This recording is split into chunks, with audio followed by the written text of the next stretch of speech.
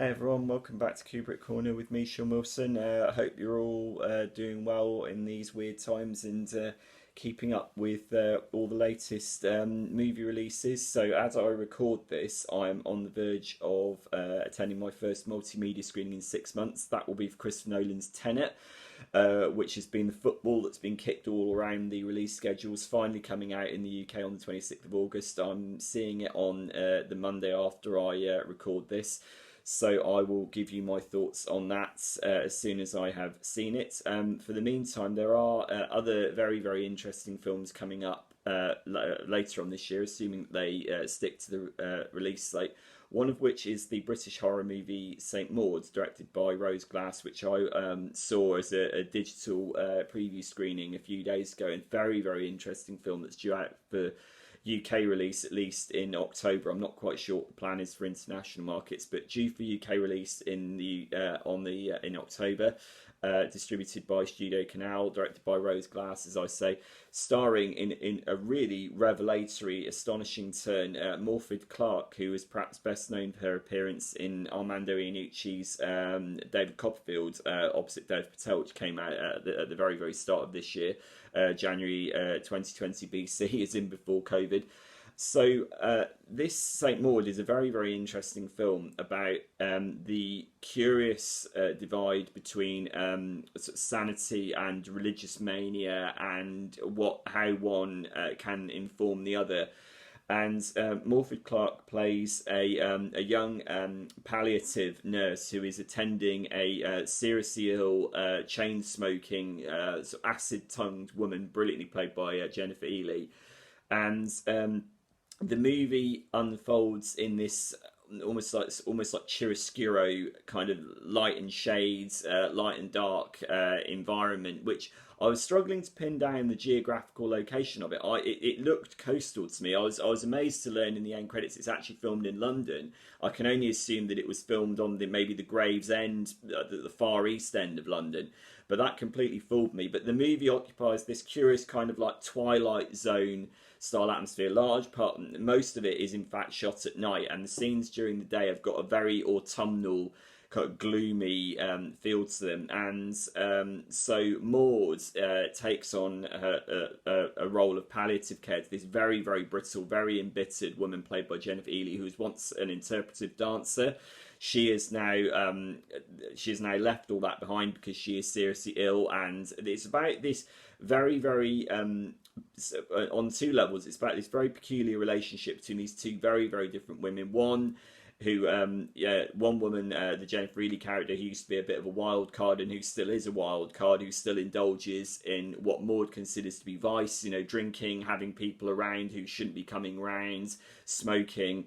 And on the other hand, the character of Maud herself, whose kind of almost like split personality, informs the wider narrative, because through Rose Glass's brilliantly atmospheric direction and almost more specifically the fantastic central performance from Morfydd Clark, you are left throughout wondering at how to read this character of Maud. The Saint Maud is an ironic thing, because what happens is that she takes it upon herself to save the soul of the Jennifer Ehle character, but it's not quite clear what is driving this particular motivation. Is it some kind of a saintly divine purpose?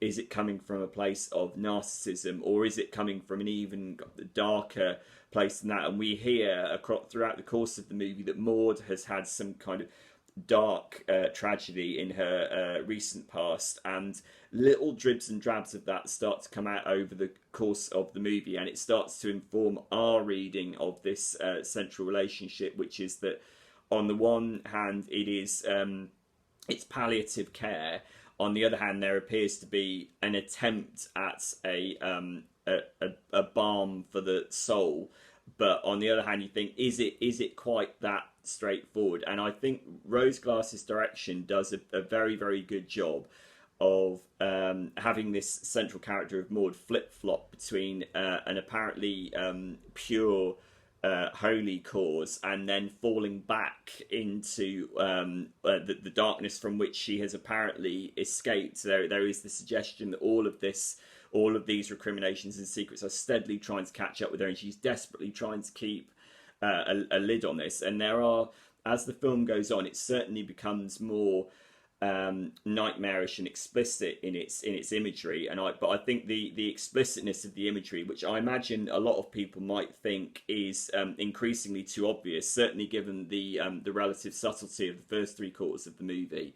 But I think that's deliberate, because it's a very subjective experience, and I think it's a subjective experience seen from the point of view of the central character. How is this central character seeing herself and her crusade, and how that informs the visual language and the symbolism of the movie? And for that reason, it's very, very unsettling. Very, very impressive debut feature film from Rose Glass, who really is someone to keep an eye on.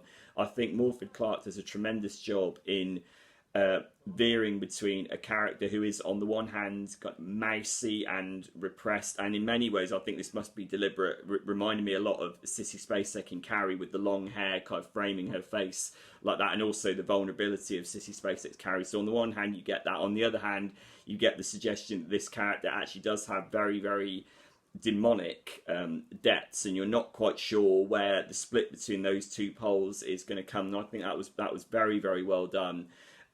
Through the cinematography, through the direction, through the script, through the performance.